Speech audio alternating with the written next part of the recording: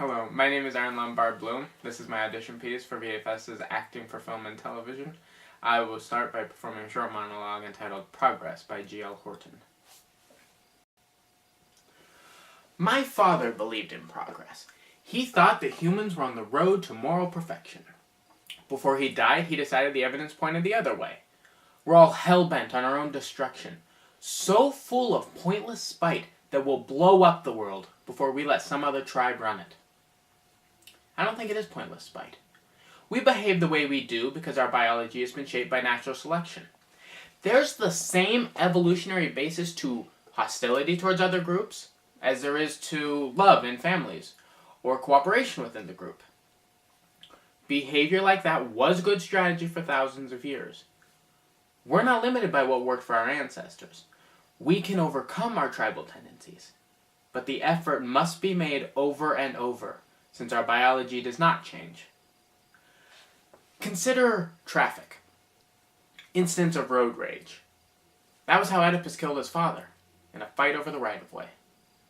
Rude driving infuriates us, but it happens against a background in which most drivers, most of the time, cooperate beautifully in helping others get where they're going.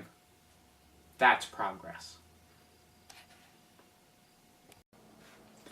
I will now be performing a short scene from the play The Sweetest Swing in Baseball by Rebecca Gilman. Was he always messed up? No! He was great! He was Rookie of the Year! Won all these batting titles! But then he got all fucked up. And he kept getting busted and going in and out of rehab. So the commissioner finally kicked him out of baseball completely. But then he did get clean. For real. And he went and played for this independent league team. St. Paul Saints. Yeah. It's like bottom of the bottom. It's not even a farm team. But he wanted to make a comeback. And he did. He was hitting over 400. It was insane. All was forgiven, you know? Scouts came back. The Yankees signed him again. He was leading the team in home runs. Then in the middle of the playoffs he got colon cancer and he couldn't play anymore. Then he started doing drugs again. And he got busted again. They finally sent him to prison. Why was he like that? I remember he went in front of the judge and told the judge that he wanted to die. That the only reason he didn't kill himself was because he didn't want to leave his kids without somebody to take care of them. I will now be performing a magic trick that I learned when I was first learning magic. This is how it goes. I was walking down the street and this man stopped me and said, "You want to see a magic trick?" I said, "Sure." He said, "Okay, it involves 3 cards. On the top, we have this card.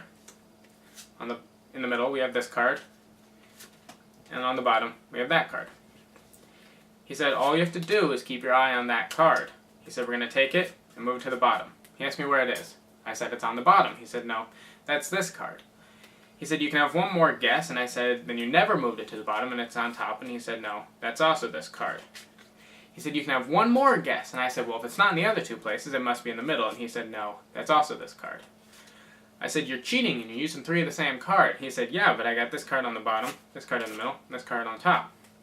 Which just goes to show in life, you get a little bit of this, a little bit of that, and not very much of the other.